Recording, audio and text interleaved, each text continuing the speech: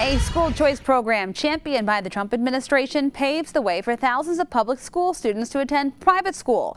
They're called scholarship tax credit programs, and they're gaining popularity in states across the nation. But critics argue they give huge tax benefits to wealthy donors and are reducing state revenue for state services, including public schools. Angela Hill from our Scripps Washington bureau digs deeper to see who's gaming the gift. Scholarship tax credit programs give parents a choice. He's in a school where he can go to church. To move their child from public school to attend private school instead. This scholarship allows them to make that choice without financial burden. But, critics argue, donors are funding these programs for profit and draining state coffers. There'll be less funding for public schools, healthcare, public safety. It's like a total different experience. After DBA Bass's 12-year-old son was bullied in a Virginia public school, she applied and received a scholarship so he could attend a Catholic school instead. A good spiritual experience, a strong educational background. Scholarship tax credit programs were primarily designed to give low-income families and children in failing public schools a choice.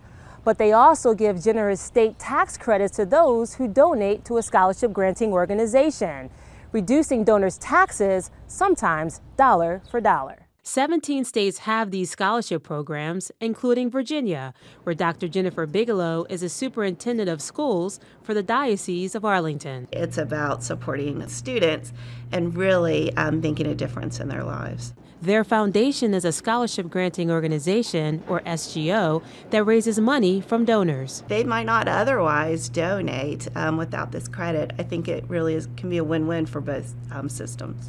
These programs are more lucrative than giving to most charities, where you only get a tax deduction, not an additional tax credit. What we're seeing is individuals turn a profit by stacking state credits and federal deductions together on a single donation, and that gets them more in tax cuts than they ever donated in the first place. Carl Davis is a senior tax expert with the Institute on Taxation and Economic Policy.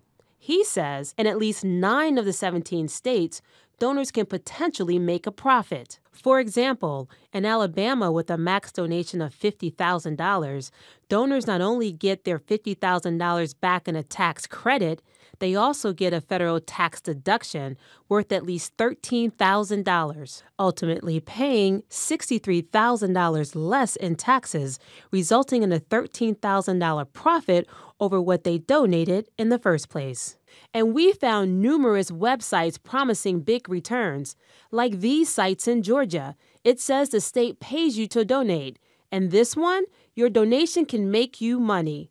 And this Virginia site breaks it down. For a $10,000 gift, donors get $10,960 in tax savings. Our investigation found from 2012 to 2016, these states have doled out at least $2.5 billion in tax credits, and that's less money being spent on state programs, including public schools. But supporters say critics are missing the point. I see it as something, to encourage you to give more.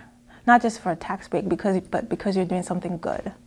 There's a push on Capitol Hill to expand this program nationally, with 2 bills pending in Congress, and with the president proposing $9.2 billion in education cuts, many are concerned about the fate of public education. I'm Angela Hill with the Scripps Washington Bureau.